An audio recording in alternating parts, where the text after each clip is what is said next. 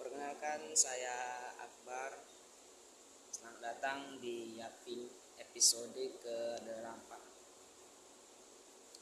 Video ini saya tujukan untuk saya sendiri, namun ketika ada yang melihatnya, mohon sekiranya teman-teman dapat mengkoreksi apa saja yang salah dalam pembahasan saya. Video ini bertujuan untuk agar saya bisa meningkatkan public speaking dan meningkatkan personal branding saya sendiri, sehingga kedepannya mungkin akan berguna bagi saya di saat saya mencari pekerjaan. Di Yaping episode ke-8 kali ini saya akan membahas sebuah buku yang ditulis oleh Mardi WP berjudul Kebelet Kaya. Di dalam buku ini Mardi WP menjelaskan semua tentang dirinya sebagai entrepreneur atau pengusaha sejati, yang dimana dia berharap kedepannya buku ini dapat mencapai seorang pengusaha sejati yang akan membantu dia menjalankan sebuah usahanya. Di dalam bab 11 saya akan membahas tentang budaya entrepreneur, yaitu budaya pengusaha sejati. Dalam bukunya yang berjudul Kebelet Kaya, Mardi WP menjelaskan tentang budaya entrepreneur, yaitu belajar dan memberikan hal yang terbaik. Belajar dan memberikan hal yang terbaik adalah hal yang sangat penting bagi pengusaha. Kegiatan belajar mengajar atau diajari dan mengambil pelajaran adalah budaya seorang entrepreneur.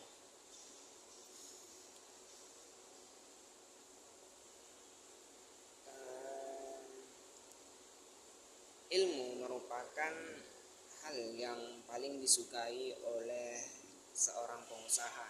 Sembari mencari keuntungan, ilmu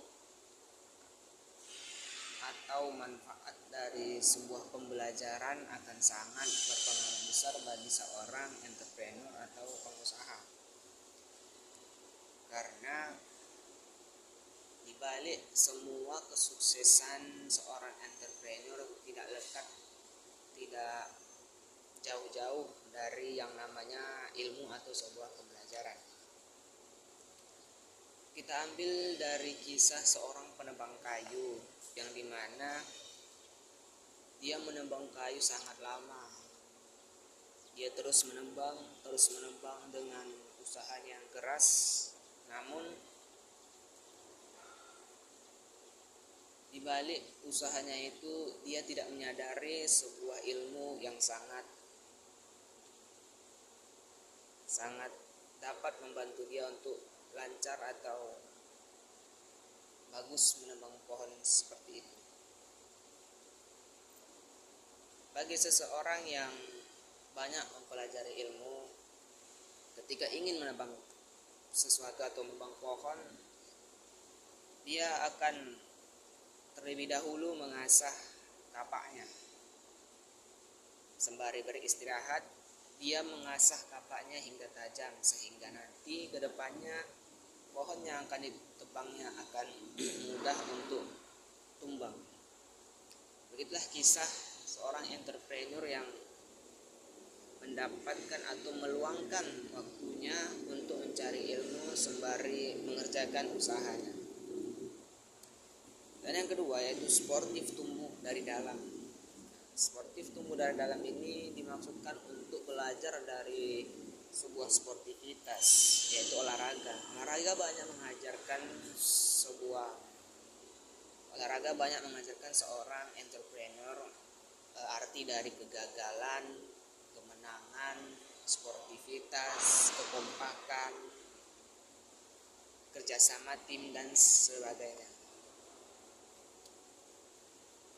Dalam berbisnis tidak lekat dari namanya kegagalan, yaitu gagal atau bangkrut dalam berbisnis. Kemenangan yaitu pencapaian yang tinggi atau mendapatkan penghasilan yang banyak bagi seorang entrepreneur. Dan sportivitas juga penting dalam berusaha atau menjadi pengusaha, yaitu ketika kita berkompetisi dengan pengusaha yang lain, maka sportivitas dibutuhkan agar kiranya bagi sesama pengusaha atau entrepreneur tidak ada bentrokan sama sekali dengan hal tersebut. Beralih dari sportif, kita akan ke menciptakan kader. Yang ketiga, menciptakan kader. Menciptakan kader bukan semata-mata untuk mencari karyawan. Menciptakan kader ini bertujuan agar ketika seorang pengusaha tidak berada di dalam usaha tersebut, maka seseorang akan menggantikannya. Manusia diberikan waktu 24 jam dalam sehari yang bisa digunakannya untuk berusaha, menjadi pengusaha. Namun ketika kita menciptakan seorang kader atau mengajari seorang kader, buatlah nanti kadernya itu bekerja dengan kita selama 8 jam. Jika kita memiliki 10 kader, kita akan mendapatkan penambahan waktu sebagai pengusaha yaitu 80 jam. Sehingga waktu-waktu yang kita gunakan akan bertambah ketika digantikan oleh seorang kader. Begitu inti dari penciptaan kader di buku ini. Dan yang terakhir atau yang keempat yaitu berdaya juang. Berdaya juang di sini maksudnya memperjuangkan apa yang telah kita dapatkan dan jangan berpuas diri atas apa yang kita dapatkan.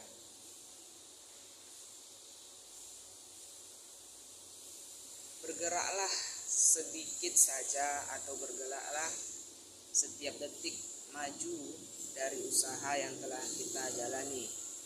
Buatlah ide-ide baru, jangan berpuas diri akan kejayaan dan kemenangan.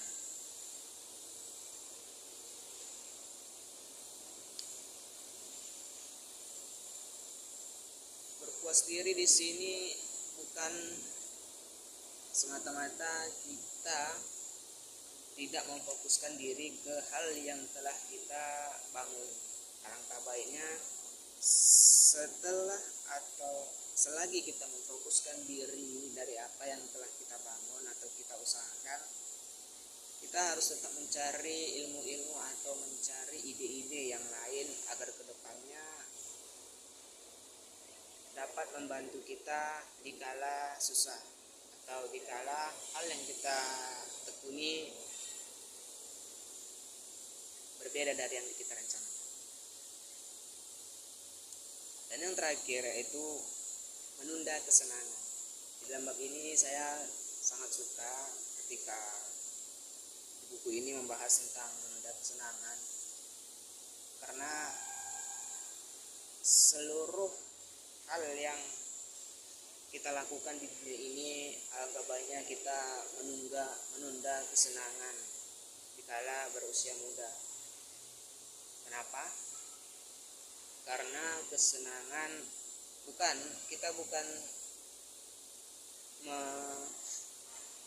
mengesampingkan kebahagiaan atau kesenangan yang kita butuhkan. Memang kesenangan itu dibutuhkan agar kesehatan atau bagaimanapun kesenangan itu dibutuhkan. Cuman ini kesenangan yang membahas tentang hal-hal yang negatif. seperti pemborosan,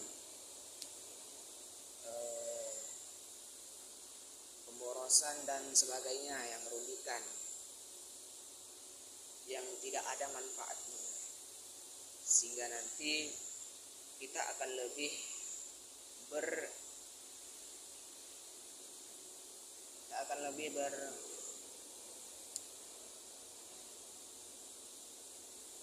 berpikir ke depannya. Hal yang kita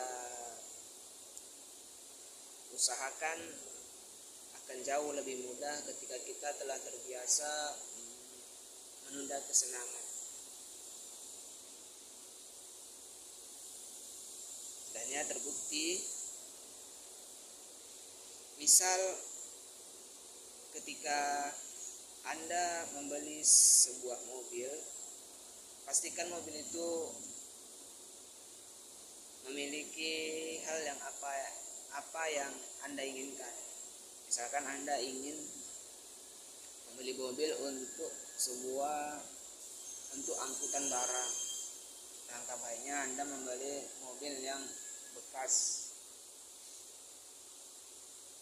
karena sebagian besar orang yang tidak menunda kesenangan membeli mobil dengan harga yang tetap, namun digunakan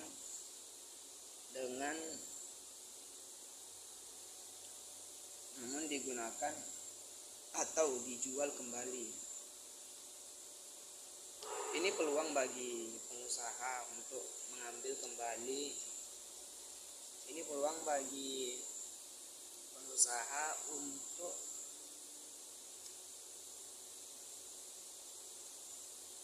mendapatkan mobil tersebut dengan harga di bawah rata-rata karena telah termakan pemakaian, sehingga nanti pengeluaran dari pengusaha tersebut akan jauh lebih sedikit dibanding dengan orang yang tidak menunda kesenangan. Sekian dari video saya. Kalau ada salah-salah kata atau pengucapan, tolong dikoreksi. Assalamualaikum warahmatullahi wabarakatuh.